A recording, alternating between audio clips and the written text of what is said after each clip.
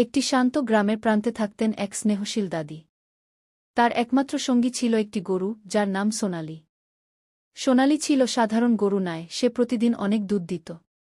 দাদি খুব যত্ন করে গরুটিকে লালন পালন করতেন। ভোর হলেই তিনি উঠে সোনালিকে পরিষ্কার করতেন, তাজা ঘাস খাওয়াতেন এবং নিজে ফল দিয়ে বানানো পুষ্টিকর রস খেতেন। দাদির বিশ্বাস ছিল, শরীর ভালো রাখতে হলে স্বাস্থ্যকর খাবার খাওয়া দরকার। তিনি বলতেন, আমি ভালো থাকলে আমার গরুটাও ভালো থাকবে। কুফলের রস খেয়ে শক্তি নিয়ে তিনি প্রতিদিন সোনালির দুধ দহন করতেন। দুধ ছিল ঘন ও সুস্বাদু, তাই গ্রামের সবাই সেই দুধ কিনতে চাইত। প্রতিদিন দুধ বিক্রি করে দাদি সামান্য করে টাকা জমাতে লাগলেন। তিনি অপচয় করতেন না, সৎ পথে পরিশ্রম করে এগিয়ে যেতে চাইতেন। ধীরে ধীরে তার জমানো টাকা বাড়তে লাগল।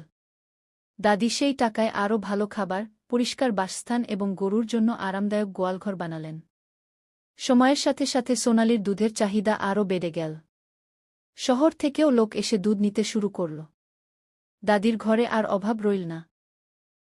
একসময় যিনি সাধারণ জীবন যাপন করতেন, সেই দাদি ধীরে ধীরে গ্রামের একজন ধনী ও সম্মানিত মানুষে পরিণত হলেন। তবুও দাদির জীবনযাপন বদলায়নি। তিনি প্রতিদিন আগের মতোই ফলের রস খেতেন, সোনালির যত্ন নিতেন এবং সবার সাথে ভালো ব্যবহার করতেন।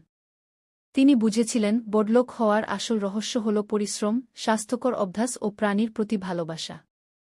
দাদি ও সোনালির এই কাহিনী গ্রামবাসীদের শিখিয়েছিল, সততা, যত্ন আর ধৈর্য থাকলে সাধারণ জীবন থেকেও বড় সফলতা অর্জন করা যায়।